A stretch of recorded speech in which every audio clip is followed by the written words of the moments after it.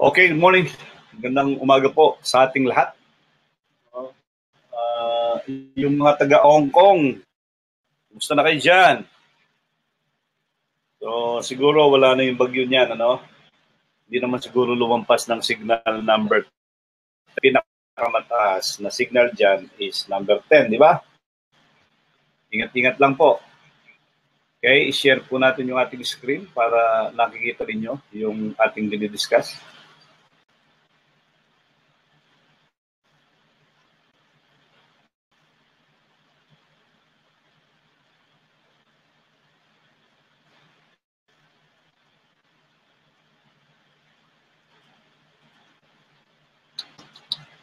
At buksan natin yung Poloniex.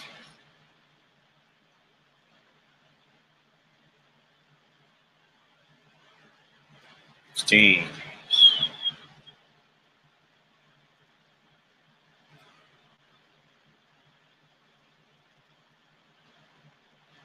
Okay, so marami po ang nilalaro, no, dito sa mga coins. Kanina, yung ETC naman ang umangat, no? At saka yung next. Kahapon, yung XRP at saka yung XMR.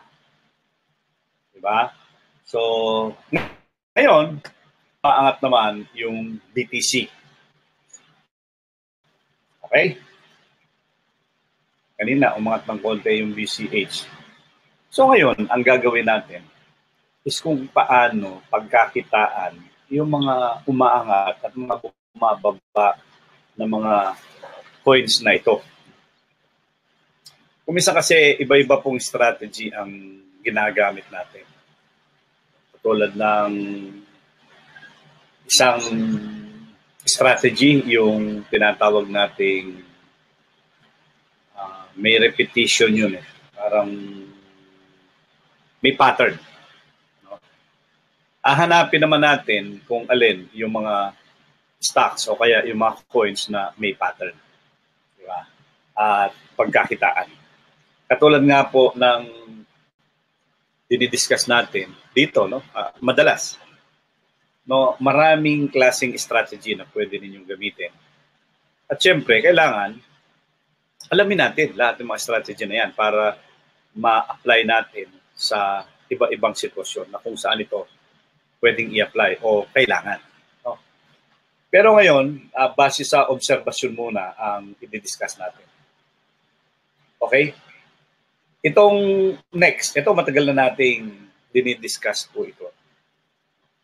Marami na rin po tayong na-discuss tungkol sa next. Ewan ko, yung mga ibang nakikinig noon pa, kung ginagamit nila ito.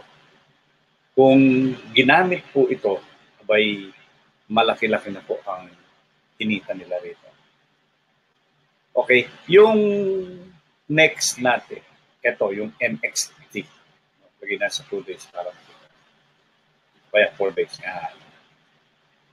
Tingnan nyo yung kanyang consolidation, mahaba. Di ba? Nandun siya sa, kung minsan, bumababa sa 0.1. Yan, no? Kung minsan, naglalagay siya sa 1.0 something, 0.0 something, 0.10. Pero lagi po kami namimili, no? Dun sa 0.1 o kaya sa mas mababa pa rito. Tapos, hihintayin lang natin na laruin ito. Ayan, kung nakabili ka, kahit sabihin na natin sa 0.1. Ngayon, magkano siya? 0.3. 30% ka. Diba? Hindi napapansin ng iba yan. Ang iba nakatutok sa iba-ibang mga altcoins. Yung iba nakatutok sa mga big coins, tulad ng BTC, yung ETH, saka yung iba-iba pa. Pero yung next, matagal na pong ganyan ang gawin yan. Ayan, no? Bumababa siya hanggang dito. Malalim pa sa 0.1. Pero yung mga matataas na yan, tumataas eh, lagay natin sa 1 month. Ayan. Hindi ba bumababa dyan? Tapos tumataas? Oo, bumababa. Tapos tumataas din. Sabihin na natin from here, August 2, hanggang ang pinakabababa niya. Dito. No, August 2 up to August 19. So sabihin natin 17 days, mahigit 2 linggo, no? Oo, nag-intay ka ng 2 linggo para bumaba, para makabili ka. Ngayon, kunyari nakabili ka dito, August 19. Ano ngayon? August 22. O, sabihin mo natin 0.09 yan, ha? Nakabili ka na sa 0.1. Conservative na natin. Nakabili ka uli sa 0.1. Ngayon, 0.13. 30% na yan na neto kasi may sobra pa. No, kahit na ilagay nyo sa all yung indicator rito. Yung pong pattern o yung laging galaw ng next, laging ganyan. Natatandaan ko pa nung August 1. Ito, ewan ko kung nandun kayo nun, no? Yung dinidiscuss natin yan. Nakabili tayo sa 0.1120 yata. No? Andito, kasama natin si Janet Berosil. Tapos bumaba dahil nagkaroon ng pangit na balita about doon sa porking, di ba? Hanggang August 1 yan, di ba? Pero pagkatapos nun, kahit na nakabili ka dito sa 0.11, umangat siya hanggang 0.18. Ilang percent siya?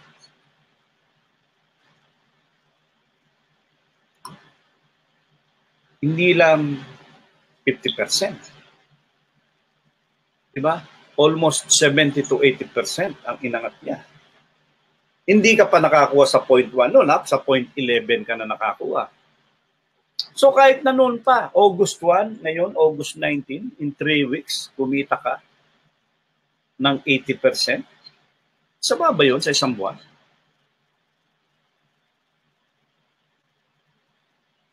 No, so yung pinaka susi doon is alam mo yung pattern.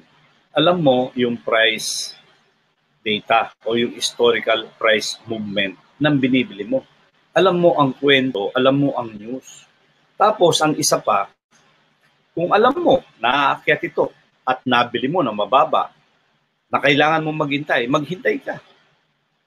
Bakit ka magpapalipat-lipat sa ibang mga issue na hindi ka naman siguradong kikita, na kung minsan mas posible pang malugi ka? Sa dami mong nililipat-lipat doon sa mga charges, lugi ka na. Kung hindi ka pa siguradong kumikita, lalo kang mababawasan. Samantalang dito, bumili ka at alam mo na mababa, maghintay ka lang. Garantisado, kikita ka. So, kuminsan, no, paniwalaan ninyo yung patience. Yan, maraming kasabihan doon, yung patience is a virtue.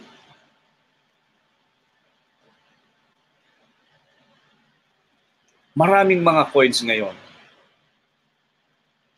Kailangan, no, i-master nyo yung iilan. Yung paborito ninyo, yung sa tingin ninyo mas malaki ang binibigay na kita. Tapos, doon tayo mag-concentrate. Doon natin ubusin yung panahon natin sa pag-aaral, sa pagbabantay, sa pag-obserba. Kung mas malaki ang kinikita doon kaysa sa mga ibang coins, di dito ka na. Di ba? Maghihintay ka lang.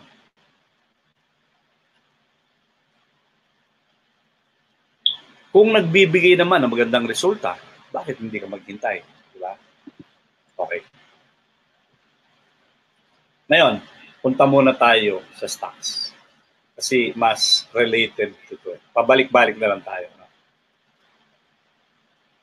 Ang pick-upin nating issue is yung web. Kahapon, nung weekend, nagkaroon ng magandang balita to. So, obvious, no? Nung Martes, dahil walang trading nung Monday, di ba? Nung Martes, umakyat siya ng mahigit 20%. No? Sabihin na natin meron kang 17% nung nag-close siya.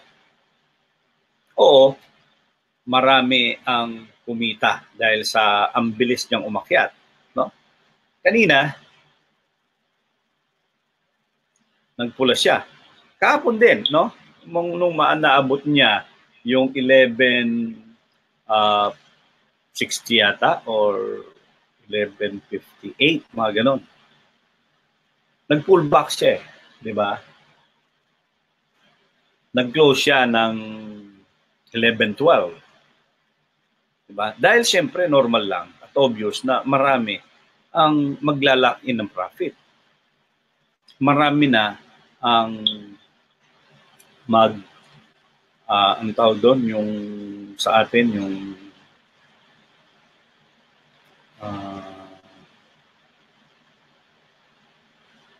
hindi yung laki ng profit eh.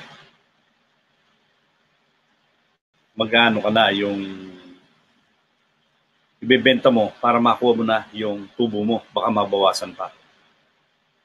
No, leap. Ay, hindi, laki ng profit din pala yun.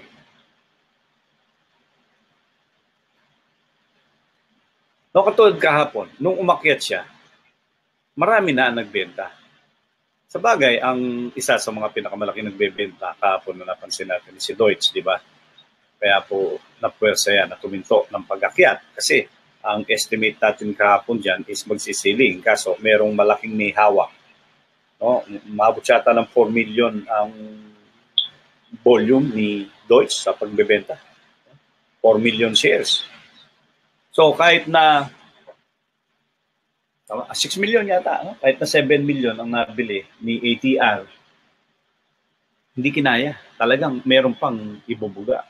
So asahan natin na pagka umakyat ito hanggang 11.30, 11.50, may ibubuga pa itong si Deutsch, may natitira pa sa mga shares niya. Ganun pa man, no, asahan natin na ganito, na pagka ang isang stock, kahit na gaano kaganda ang balita, lalo na kung wala pang solid na kinikita ito, wala pang solid na resulta. Pagka umakyat yan ng mabilis at malaki, asahan nyo, yung iba, maglalaki ng profit. Yung iba, ikakas na nila yung kinita nila. So, siyempre, pagka marami, no, yung nagbenta o naglaki ng profit, siyempre, demand yun. Madidepress yung presyo. Pero, ang balita, ang sikreto yan. Basahin natin ang maigi yung balita. Gaano ba kaganda ang balita? Ang balita naman about dun sa web, is yung approval ng application niya uli. So, ibig sabihin, mag-ooperate siya uli. No? Bago siya na-suspend o bago pinasara, ang presyo niya nandun sa 28. No? Siyempre, nung panahon na sinara siya, hanggang sa ma-approvean siya, nalugi yan, nagsara.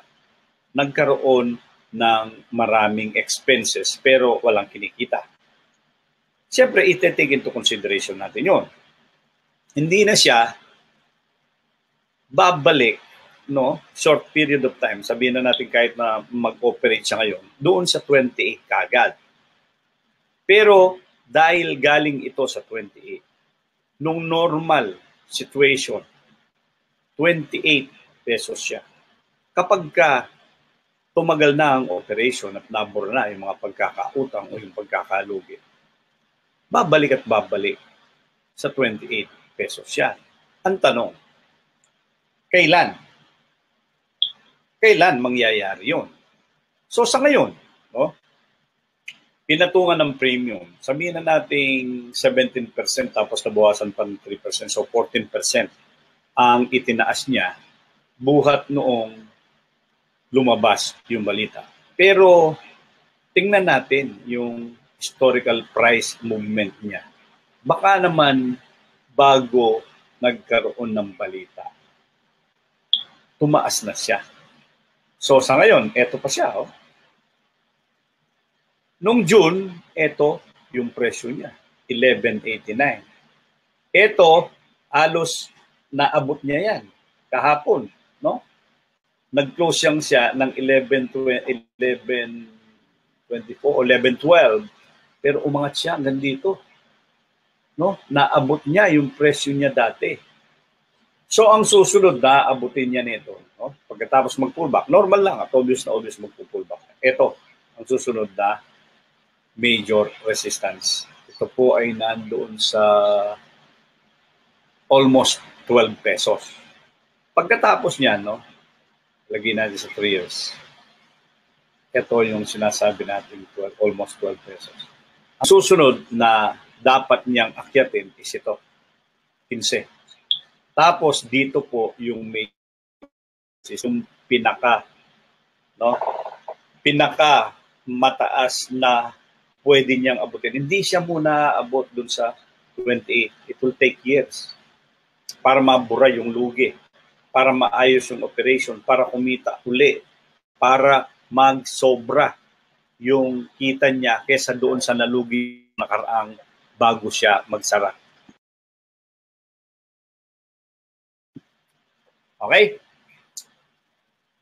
So, yung iba na, siyempre, tulad ng mga nangyayari sa mga ibang matataas o biglang tumaas ng mga stocks, matatakot ka. Naku, bumababa na. Naku, nagdi-dispose na, alalabas ka na. Pagka lumabas ka riyan at bumalik uli, yung nagbenta na dahil nakita nila, uy, bumaba na yung weight.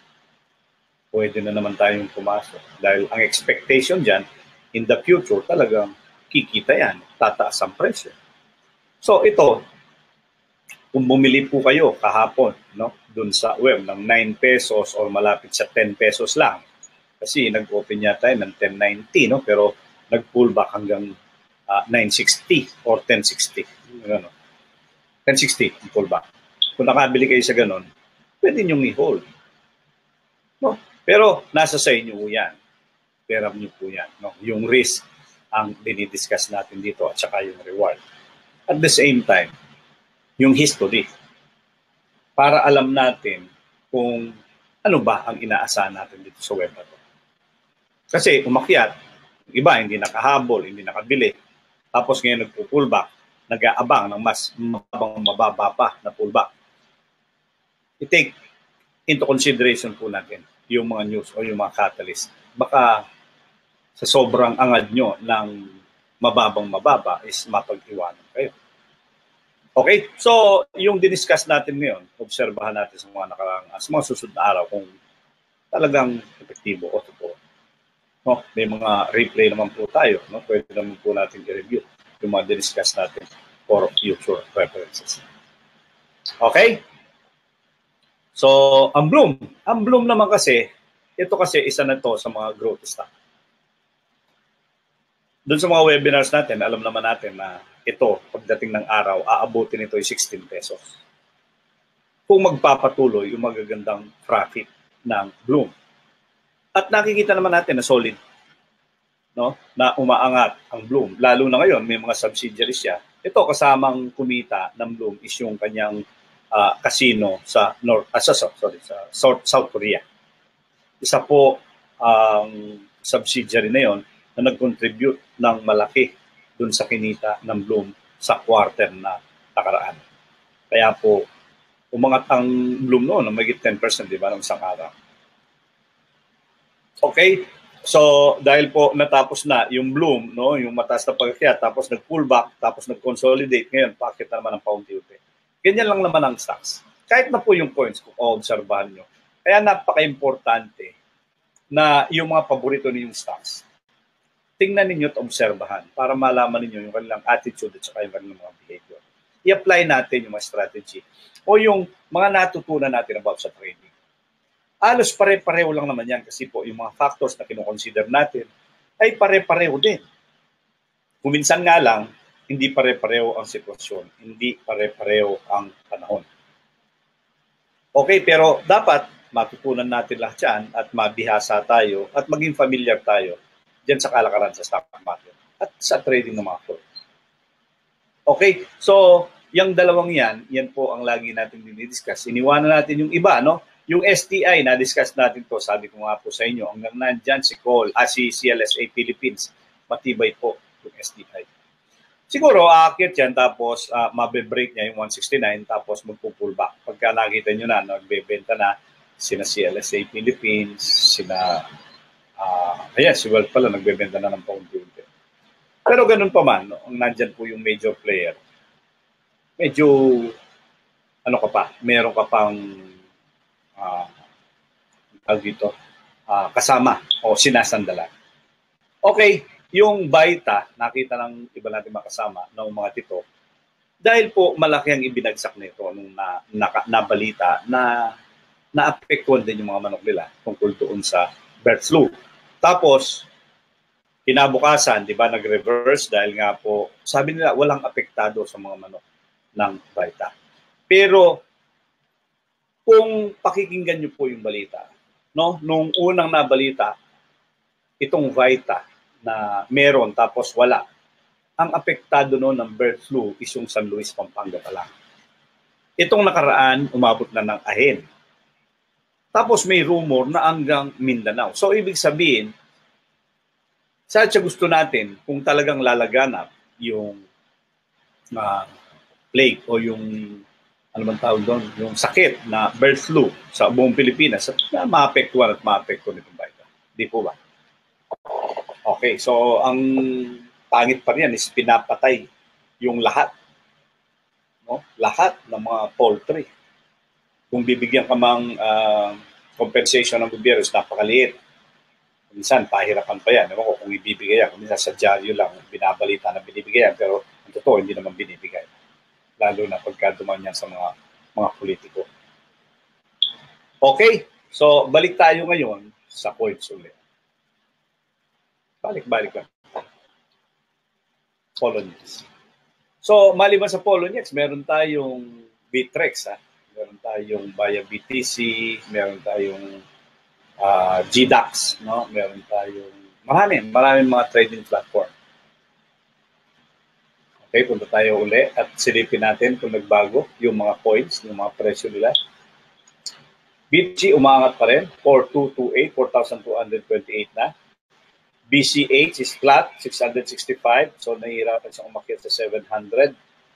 Tapos yung ETC tumaas pa, 16.22 na ngayon. Kanina, nung mag-webinar tayo is 15. Pero kahapon ito, nasa 11 lang ito. No?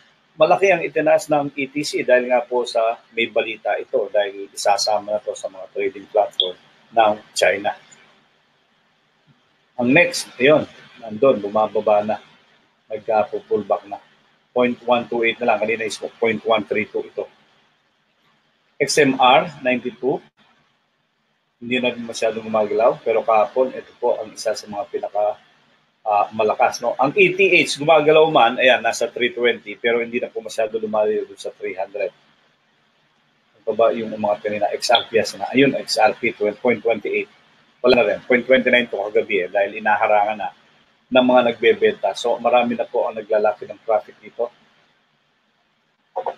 Kaya nagkaroon ng paglipat yung mga traders. Andito naman sila sa ETC.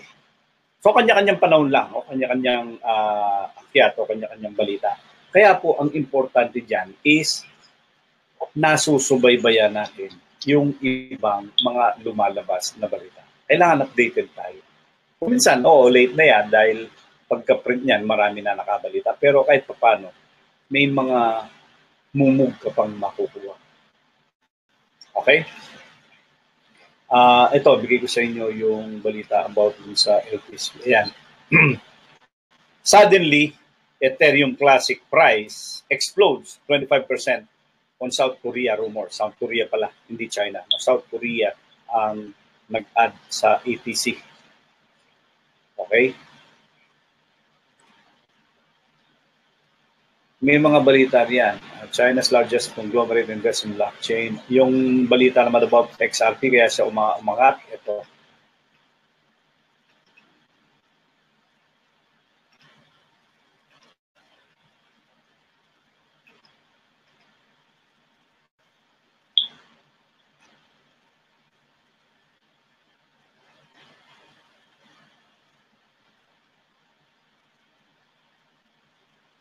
Sana, hindi na lumabas dito.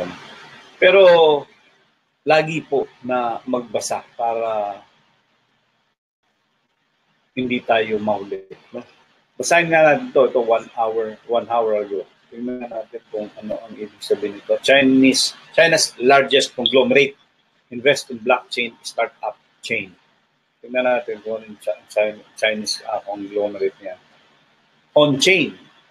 Chinese blockchain startup on-chain as announced, it has concluded the finance deal with China's largest conglomerate worth tens of millions of yuan. On-chain, hindi one-chain, which builds and consults on blockchain business infrastructure, received all the funding from one investor, Fortune Group. The deal involved on-chain's umbrella startup Shanghai Distributed Technologies and concluded last month, Reuters reports today. Speaking about the current state of the Bitcoin market in terms of investment potential, on-chain CEO Da Hongfei, who is also the founder of NEO, NEO na naman to, said the thought cash flowing into the blockchain sphere was worth it. So, yung yung NEO, ang bilis na pong umakyat nito. Ang dami na rin kumita nito. Ewan ko kung uminto na to. Definitely, there are bubbles. Perhaps 95 to 99% of projects are rubbish. But you don't know, he told the publication. Some are technologically good projects. I think the money going to the blockchain is worth it. The potential behind blockchain's technologies is slowly dawning on both state and private investors in China, with Alibaba announcing a pilot scheme last week with local authorities in the city of Changshu to secure medical data. The government, regulators, and enterprises see an opportunity for China to really put up a stake in the ground and show its development and innovation around blockchain. Capronasia consultant Zenon Capron added to Reuters. Okay. Ito naman, Bitwala, we will not fork away from Bitcoin version supporters. Kasi may balita na naman na baka mag-fork na naman uli ang Bitcoin ngayong darating na September dahil nga po dun sa Segwit 2X, di ba? Pero ayan, kanya-kanyang Segwit 2X will likely become a second Bitcoin hard fork in November, together with the recently created Bitcoin Cash, BCA. So, ibig sabihin, pagka nangyari yun, tatlo na yung Bitcoin. Bitcoin Core, Bitcoin Cash, at saka yung tinatawag na BC1. No? So, lipat tayo sa CoinDesk. Cointelegraph to.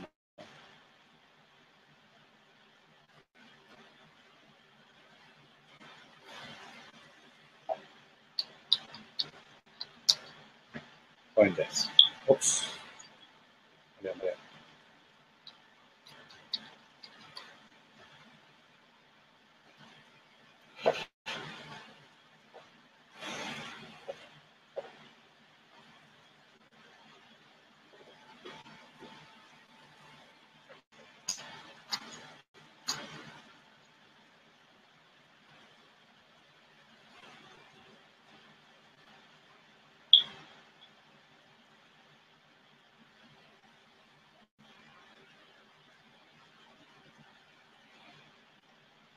Silicon blockchain, Intel's distributed ledger strategy is all about hardware. Chasing profit, Bitcoin miners swap networks as difficulty swings. Yan, pabor ito sa sa Bitcoin Cash, no? Medyo nagdadalawang isip na yung mga nagmamay ng Bitcoin. Kung nagiging profitable yung pagmimina ng BCH, sabay maglilipatan sa BCH yan. So, ibig sabihin, in the future, just in case, kung ganito ang magiging sitwasyon, mas malaki ang presyo ng BCH kaysa sa Bitcoin Core. Kaso nga lang, yun nga, no, magiging posible na naman yung pag-i-split ng Bitcoin coming November, dun sa nabasa natin kanina. 150 billion total cryptocurrency market cap, it's new all-time high. So marami na naman talaga ang pumasok sa Bitcoin. Lightning Studs Jaraya is working on a Bitcoin Cash splitter. Ano ba to? Basahin natin ito at ito. Itong chasing profit muna. Kasi mas maganda yung nakakabasa tayo para alam natin kung ano yung nangyayari. Ano ba yung chasing profits na yan? Ano ba yung Bitcoin miners softness? Okay, since Bitcoin Cash split from the Bitcoin blockchain miners and other choice, which of two blockchains to mine? No, yung discuss natin. Kaya po umangat yan yung Bitcoin Cash from 300 to almost 1,000 dahil nga po sa balitang ito. Dahil ang balita is mas profitable ngayon ang magmina ng Bitcoin Cash. Dahil binaba nito yung kanyang percent of difficulty. Tapos, mas magiging profitable yung magmina ng Bitcoin Cash kaysa sa Bitcoin. Pero obvious na hindi po ganun ang nangyayari kasi malaki pa rin ang diferensya ng presyo ng Bitcoin Cash at saka ng Bitcoin Core. No? Ang Bitcoin Core sa ngayon is 4216. Ang BCH is 663 lang. So, kahit na tumaas ng mahigit doble ang BCH, malaki pa rin at malayo pa rin ang presyo ng Bitcoin Core. Di ba? At play in their considerations are two factors, ideology and profitability. But while it's possible, some miners are choosing Bitcoin or Bitcoin Cash based on preference, a certain contingent seem to be following the money. How do we know?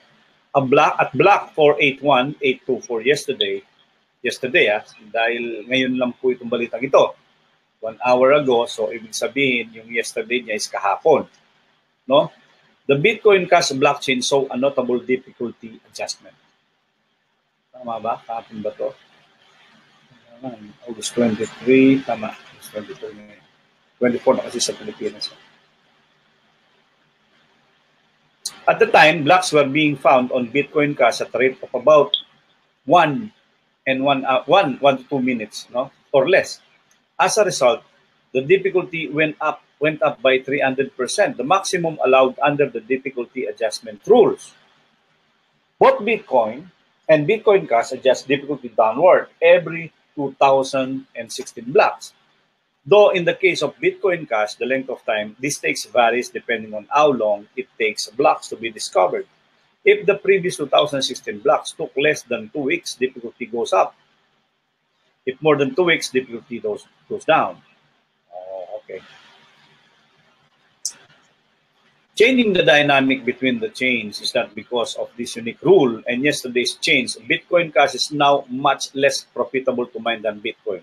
So, bad news for Bitcoin Cash. No? And miners seems to be responding as a lot of mining as power seems to have left Bitcoin Cash and moved to Bitcoin. At its peak, Bitcoin Cash had 44% of all hash power companies compared to Bitcoin 56%. As of this writing, BCH is about 26% compared to BTC's 74% according to data from fork.lol, a data site that has sprung up to cover the narrative. So yung dotted line is Bitcoin Cash. Yung solid na orange is yung Bitcoin Core. Sorry. Ito yung Bitcoin Cash, yung nasa baba, yung solid na blue. Yung dotted lines is yung total ng dalawa. Dito, muntik na mag-meet. So dito, i-analyze natin. Nung nandito siya sa 6 at ang Bitcoin Cash is nandun siya sa 0.6. Malaki, no? 100 folds.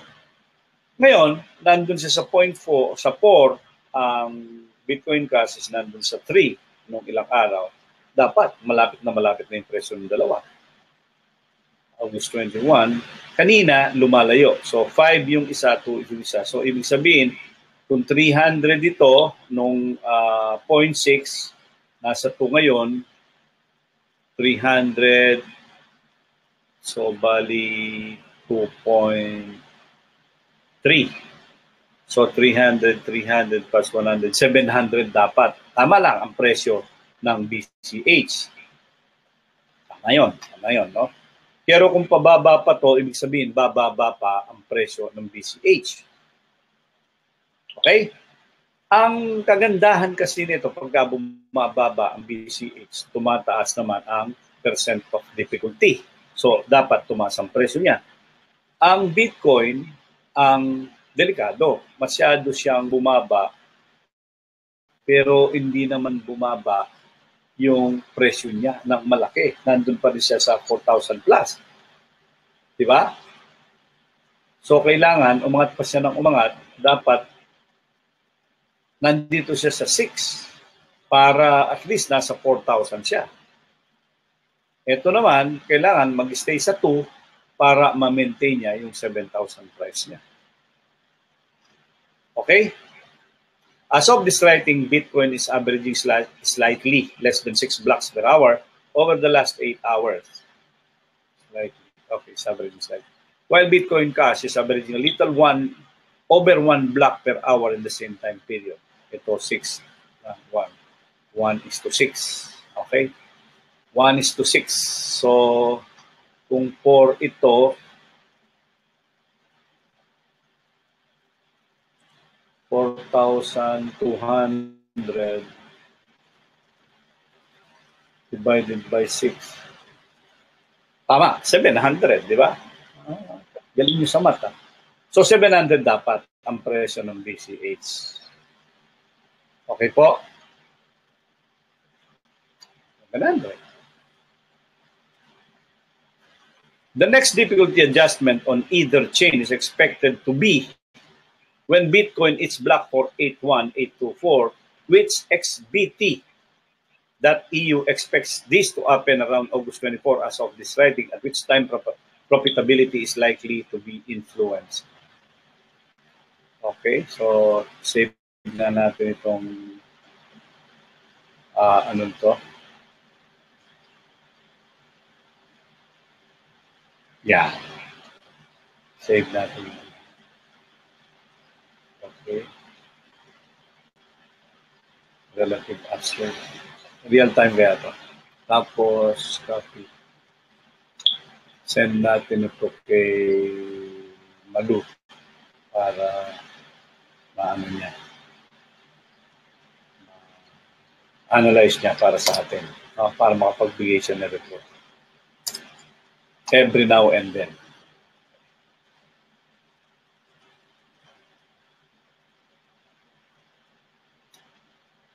Maganda, no? Ito po yung isa sa mga sinasabi natin at binabanggit natin na dapat itong mga ganito, although mga techie ito, no? Dapat alamin din natin yung kung paano magbasa ng ganito. Kasi kung talagang nandyan na kayo sa mga coins, kailangan maintindihan po natin. Masyado pong technicals ito pero kahit pa paano, kailangan maintindihan natin. Kahit sa pagbabasa lang ng graph, pagbabasa lang ng mga data. No, napaka-importante po yan kasi kumbaga sa negosyo, nandito na tayo sa negosyo ito. Kailangan pag-aralan na natin ang galaw, ang kalakaran, at yung mga iba-ibang detalye na nakakaunay po dito. Okay, so pinost na natin yan. Okay, i-post natin ito sa ano para hindi mawala. Sa coins. O kaya sa Academy na lang kaya. Para hindi nawawala. No, yung mga pertinent data, yung mga importante na data. Dito natin i-post.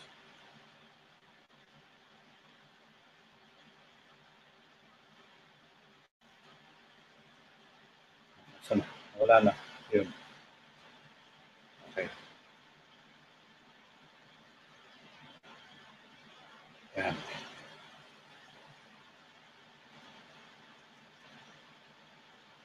Okay, ayun. Bumababa tuloy ang BCH.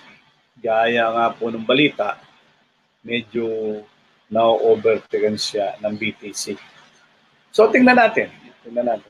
ETC, nandun na sa 59. Kanina 16 to. So, nagpo-pullback na. Nagkakaroon ng profit taking. Tingnan natin yung 24 hours niya. Ayan, nagkaroon ng red. Kanina 16 plus na to. Ayan po yung pag-akit niya. Solid, oh. In 30 minutes. In less than 30 minutes, oh. Sabihin na natin more than 30 minutes. From 14, umabot siya kagad ng 16. Nag-pull back siya ngayon, nasa 16 na naman. Napaka-importante ng news sa mga ganyang mga trading. Tapos na tayo sa CoinDesk, tapos tayo sa Cointelegraph. Stocks muna. Punta tayo sa Rappler. O kaya Business World para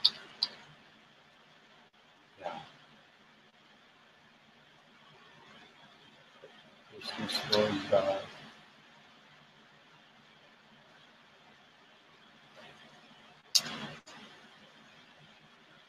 online.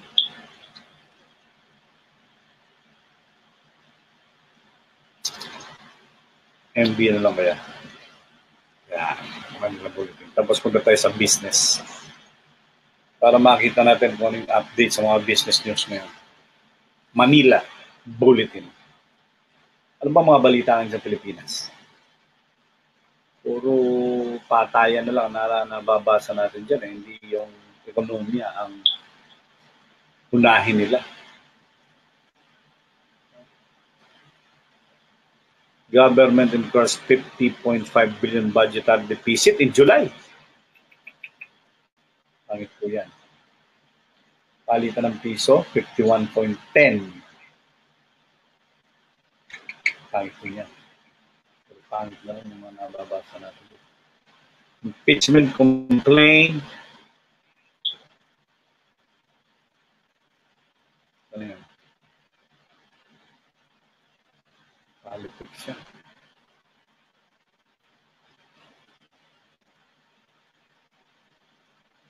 PRRD rise and fall on drugs campaign. Lacson bears BOC impeachment complaint against protesters. No deposit law.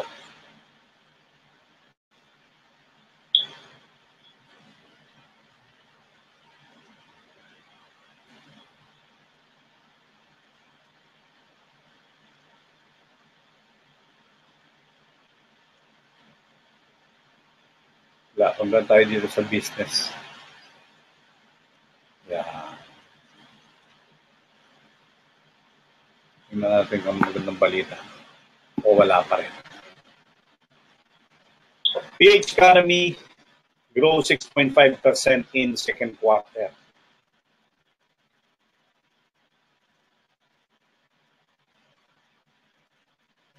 Hindi masyadong lumalaw. No? Business news. Double Dragon to build biggest hotel in Mindanao. JFC expresses support to Duterte programs.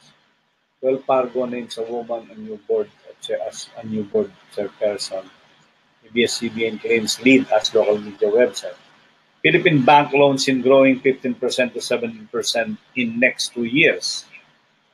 Global stocks struthers on Trump warnings to North Korea. Matagal na yan. Tara nga natin yan pala tayo sa Bloomberg bago tayo mag-wrap up.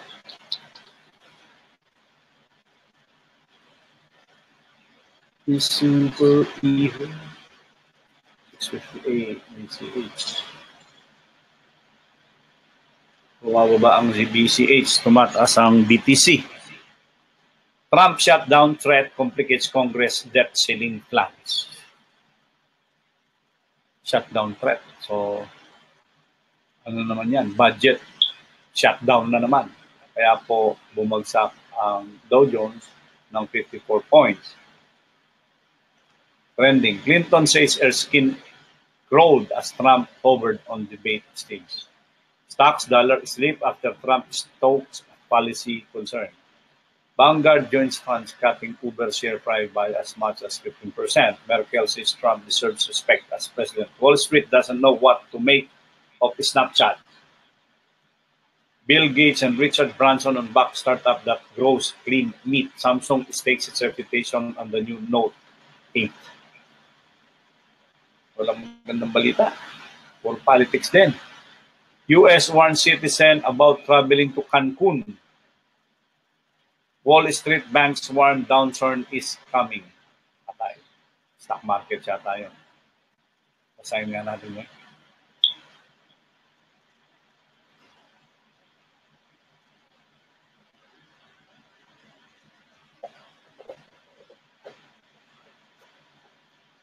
Wall Street banks warn downturn is coming. It's coming lang ni Duterte. HSBC Holdings placement, Citigroup Incorporated and Morgan Stanley see mounting evidence that global markets are in the largest stage of their rallies before a downturn in the business cycle.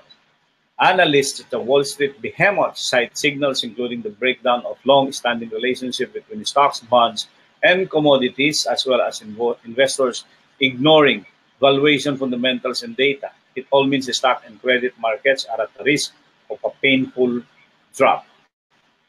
Equities have become less correlated with FX or foreign exchange, and FX has become less correlated with rates, and everything has become less sensitive to oil. Andrew Sheets, Morgan Stanley's chief cross-asset strategist, wrote in a note published Tuesday. His bank's model shows assets across the world are at the least correlated in almost a decade. Even after U.S. stocks joined high-yield credit in a sell-off triggered this month by President Donald Trump political standoff with North Korea and racial violence in Virginia. So, good news ito sa Bitcoin. Kaya pala medyo sumisigla ang Bitcoin, no?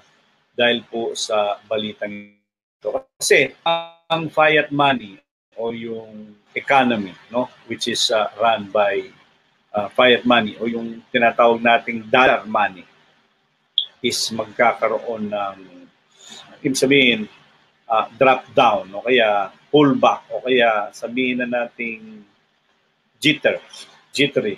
Ibig sabihin, ang makikinabang po nito is yung mga digital currency kasi hindi sila exposed, no, sa real money o kaya sa real economy. Para siyang gold, ginagawa po siyang safe haven. Tingnan natin, no, kung ano mangyayari dahil ito mga malalaking bangko at malalaking mga fund managers ang magre-report dito na isa po itong warning na baka biglang magkaroon ng malaking correction o malaking pagbabago o malaking pullback sa daigdig ng pagmimerkado. Okay? Just like they did in the run-up to the 2007 crisis, investors are pricing assets based on the risks specific to an individual security and industry and shrugging of broader drivers such as the latest release of manufacturing data, the model shows. As traders look for excuses to stay bullish, traditional relationship within and between assets classes tend to break down. These low macro and micro correlations confirm the idea that we are in a late cycle environment. No? And it's no accident that the last time we saw reading this low was 2005 and 2007, yung house bubble period yun. Sheets more wrote, Sheets yun. He recommends boosting allocations to U.S. stocks while reducing holdings of corporate debt, where consumer consumption and energy is more heavily represented. The dynamic is also helping to keep volatility in stocks, bonds, and currencies at bay, feeding risk appetite globally, according to Morgan Stanley. Despite the turbulent past 2 weeks, the CBOE Volatility Index remains on track to post a third year of declines. Forza Vita Subramanian, Bank of America Merrill Lynch head of U.S. equity and quantitative strategy, signaled that investors aren't paying much attention to earnings. It's another sign that the global rally may soon run out of steam. For the first time since the mid-2000s, companies that outperform analysts' profit and sales estimate across 11 sectors saw no reward from investors, according to their research. This lack of a reaction could be another late cycle signal, suggesting expectation and positioning already more than reflect good results guidance. Subramanian wrote in a note earlier this month. Ibig ba sabihin, kailangan na natin mag-dispose ng stocks natin at ilipat na lang muna sa coins? Yun ang sinasuggest ng mga nasa bangko. Although may mga solution na solusyonan ng problema darating. Ibig sabihin, ina-expect nila ito kung hindi magbabago yung mga ugali o yung attitude ng mga investors. Okay? So, mababa po ito. So, kung gusto nyo basahin nyo na lang. Pero at least nabasa na natin yung pinaka magagandang comment ng iba-ibang mga lead persons ng kanilang mga bank. Okay? So, tingnan natin kung alin naman ang magandang paglagyan ng pera just in case na lumipat kayo dyan sa mga cryptocurrencies. No? Umangat ng XRP, Umangat na ang ETH, ang ETC, ang XMR, ang NEXT, ang STAR umangat na rin, ang LTC pwede pa. Kasi ang LTC umabot yan na hanggang 50. So kung yung alos lahat ng coins, ang DAS at saka SEC, umangat na rin yan, no? Yung Zcash. So ibig sabihin, eto na lang, hindi umangat ng malaki pa. So kung titingnan po natin, no, 2 days or sabihin na natin 4 days, ito yung pinakamataas na naabot ng LTC, almost $50. Pero sa ngayon, nandyan pa lang siya sa 47. No? Ang ETC, umangat na ng nasa 16. Pero ang ETC, ang kanyang pinakamataas na naabot is 20. No, tingnan natin kung tama. Ayun. Ayun. Although, nandun. Kasi mayroon pa dapat yun. Tingnan natin sa all kung maabot. Yun, naabot. Ayan, no? Halos nandito po. Nandito pa siya. No? So, ibig sabihin, ang ETH pala is meron pa siyang room. No? So, 16, mag-add ka ng another $4. That will be 25% pa rin. No? 25% pa rin pala ang upside ng ETC. Ang LTC is 4, so 5% na lang. Ang pinakamalaki palang upside is ETC pa rin. ETH, hindi natin kinoconsider yan. XRP, 0.29, 0.30 lang pinakamatas nito sa malapit na rin sa peak. Ang ETC pala ang meron pang kahit na umangat pa siya ng ganun. Okay. Although yung initial resistance nando na. No, ETC. Kaso kung maglalagay po kayo dito sa mga small coins, kailangan na listo at binabantayan po. Lagi nyo ino-obserbahan. Dahil, ayun, yung NIO, nakita nyo po yung NIO, yung diniscuss natin kanina about doon sa papasok. Ngayon lang ba umakit to o lakas eh? NIO, 0.007, pero dati ng 0.002, malaki pa rin pala ang upside nito. Tapos tingnan na natin sa Bitrex, yung NIO. Wow. Tumas na siya ng 116%.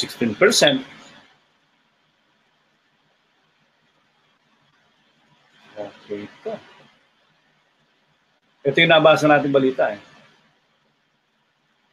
NIO.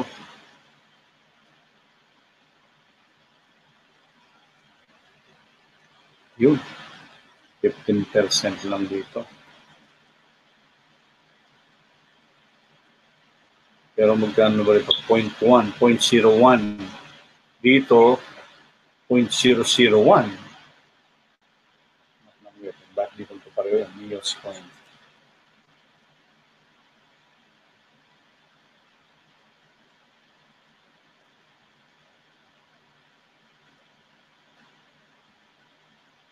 Tignan natin.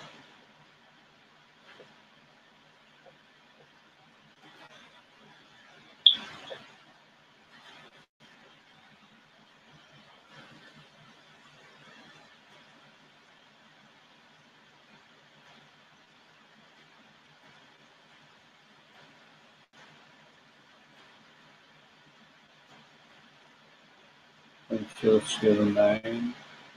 Ngayon is 0.01. So, matagal na palang umakyat ito dito.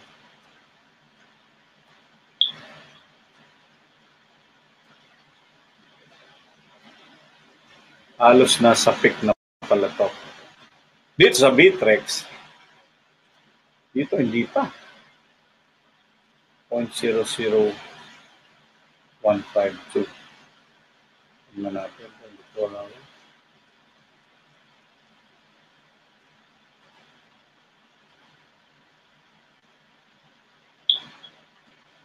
Kaya, o kagagalaw pa lang. August 23, 12:30, 4 hours ago. 0.018. Tapos nag-pull back. Tignan natin yung trading.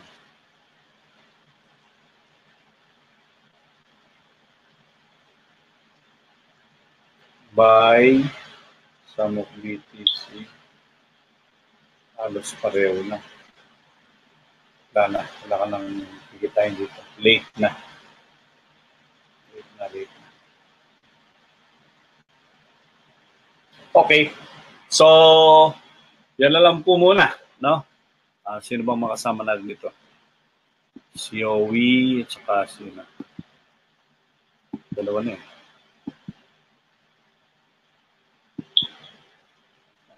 Okay. So, ayan po. So ito, kung maglalaro kayo ng mga altcoins, no? Konting ingat lang po kasi mabibilis umakyat pero mabibilis din silang bumagsak. So, ang laro po dito is chupit-chupit. Pagka okay na yung kita nyo, pwede na kayong lumabas. Tingnan natin Dogecoin, yung paborito ng iba. Asa na siya? Yun. 0.00041 na lang. Kasi yung DGB 319. Ayan, nagbagsakan na pala yung mga to. 1 month. Ayan, no? Dami palang nailipit dito.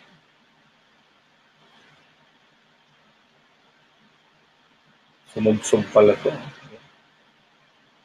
Samantalang yun, dati dito. 0.000602. Ngayon ilang? 7 na. Ano ba? 41. Hindi, 4 na 0 yun. 6. Dito ba? 5. Oo, tama 5. Tingnan nyo, no? Kung bumagsak, napakalalim. Kung bumangon naman, napakataas. Napaka-volatile talaga naman. Kaya kung minsan, no, kumikita kayo ng malaki rito, pero pagka nabuhusan kayo, wala, ubos naman ang kinita nyo rito. DGB, ganun din. No? Yung DigiByte, dati umabot ko ng 0.0008, no? Ngayon 0.000318 na lang. So malaki na rin ang binaba nito. Ayan.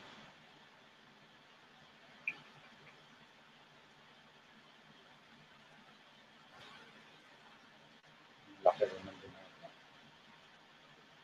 No? So ingat po sa mga altcoins.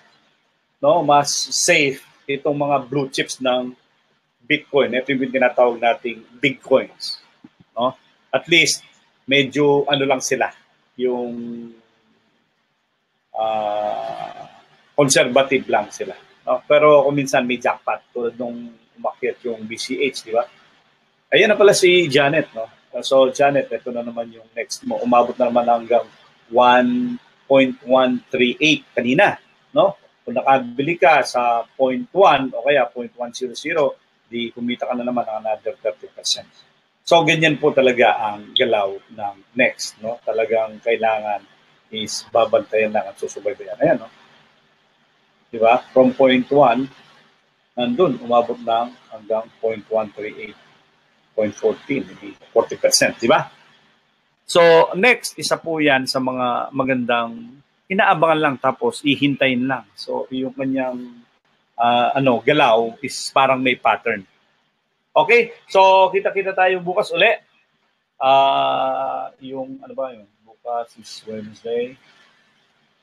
Thursday pa lang pala bukas. Okay, so meron pa tayong 1, 2, 3. Thursday. O tama. Yung last day ng webinar natin is bukas na pala. Okay, thank you. Thank you, Owie. Thank you, Janet. Maraming salamat sa pagantabay ninyo. Bukas po, sa ganito rin oras sa timpilan, magkita-kita tayo. Sa ating webinar, pero magkita-kita tayo mamaya yan sa trading sa stocks. Tingnan natin kung gagalaw na mamaya yung web, kung natapos na yung pullback at saka yung profit taking. Thank you, everyone. Good night at maraming salamat po sa inyo. I love you, Lucky. Good night and bye-bye. Keep safe and keep dry. Thank you rin, Janet.